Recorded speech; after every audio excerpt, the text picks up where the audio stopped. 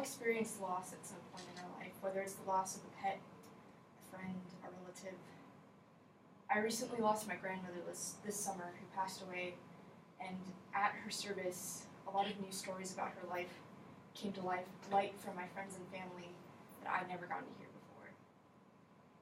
I got to learn that my Grandma Hope was not only determined and passionate about her career early in her life, but was also able to find a new sense of family and love as she got older. When she was young, especially as a part of the baby boomer generation, she had to struggle against social norms that usually push women into a life of homemaking to pursue her passions.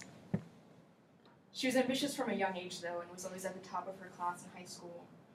She married at a young age after her freshman year of college, and then had to balance her family life and her education and career, especially when she was getting her undergrad. She had her first daughter, Cynthia, and had to drop her off at daycare while she went to class. And in her own words, it was 1960, and some people thought I was doing a terrible thing to my child. She was a passionate and driven person, and went on to get her master's in zoology. She worked at a university in Lagos, Nigeria. She got her PhD in infectious diseases, and even worked as an assistant director at a microbiology lab in Long Island Jewish Hospital. And all of this while balancing young children, a difficult marital relationship, and the societal pressures of being a working woman in the 1970s.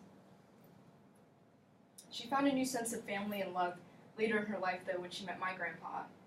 They met at a high school reunion. They'd gone to high school together, and in the early 2000s, and they got married in their early 70s.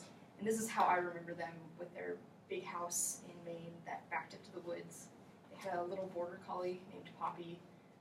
They would make us blueberry pancakes for us in the morning, and they had this big vegetable garden out back where we would pick sugar snap peas right off the vine. And so I want to share these stories about my grandmother with you and with my family, so that you and they can be just as inspired by her as I was.